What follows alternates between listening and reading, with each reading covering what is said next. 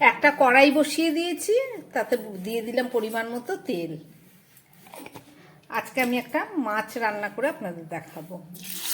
তেলটা গরম হয়ে গেছে, মাছ ভেজে নিচ্ছি। মাছটাকে ভালো করে কেটে ধুয়ে নুন হলুদ মাখিয়ে নিয়েছি, নিয়ে এখন ভেজে নিচ্ছি।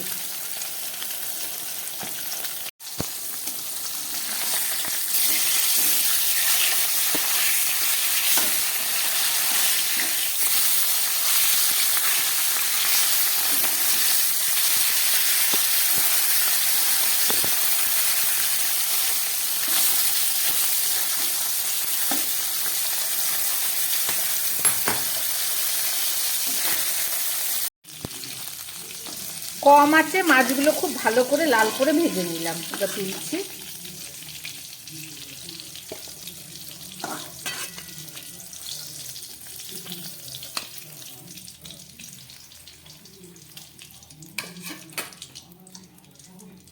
এবারে এই তেলের মধ্যে আমি দিয়ে দিচ্ছি একটু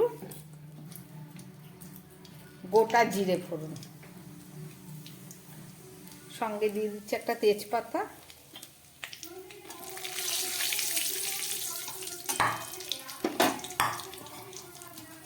আর দিয়ে দিচ্ছি মাত্র কয়েক টুকরো আলু। আলুটাকে একটু ভেজে নিচ্ছি।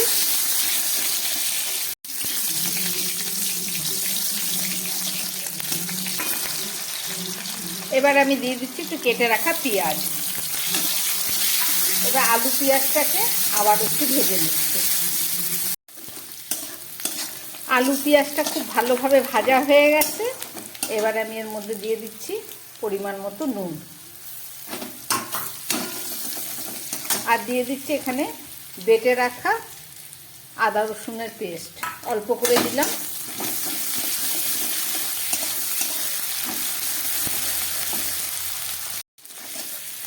একটু মশলার জলটা দিয়ে দিলাম। এবারে দিয়ে দিচ্ছি একটু গুঁড়ো মশলা। প্রথমে হাফ চামচ ধনের গুঁড়ো দিলাম, দিয়ে দিচ্ছি হাফ চামচ জিরের গুঁড়ো, আর দিয়ে দিচ্ছি পরিমাণ মতো হলুদ।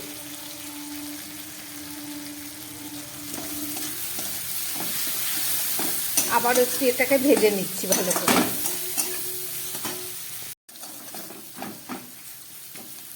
পেঁয়াজ, ধনে, জিরে, লঙ্কা, রসুন, আদা সব কিছু দিয়ে কষালাম। এবার দিয়ে দিচ্ছি একটু গোলমরিচের গুঁড়ো, আর সঙ্গে দিয়ে দিচ্ছি একটু শুকনো লঙ্কার গুঁড়ো। সামান্য একটু জল দিয়ে দিলাম।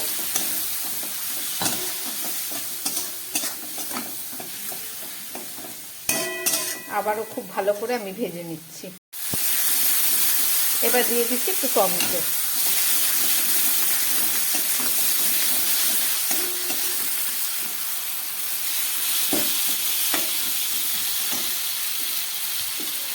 দিয়ে দিচ্ছি দুটো ভাজা কাঁচা লঙ্কা।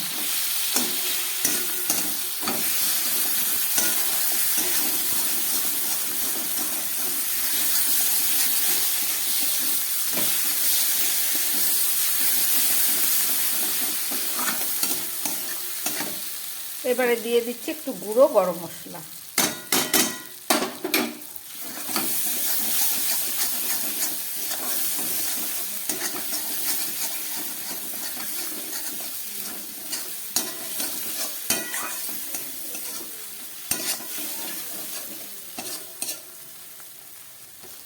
মশলাটা একদম কষে গেছে, এবার জল দিয়ে দিচ্ছি।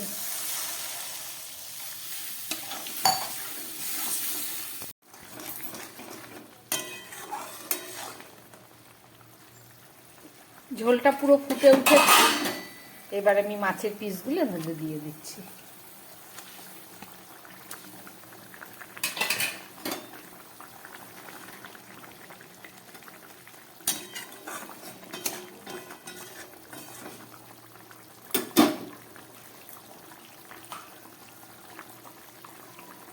এবার আমি একটা ঢাকা দিয়ে দিচ্ছি, গ্যাসটা কম করে দিলাম। 5-6 মিনিট রান্না হোক, তারপরে ফেরত এসে দেখাচ্ছি। 4-5 মিনিট পরে ফেরত আসলাম।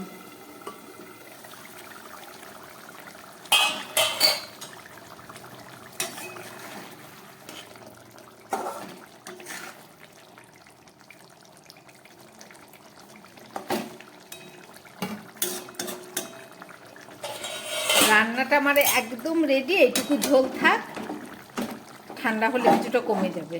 চলুন নাবিয়ে ফেলি।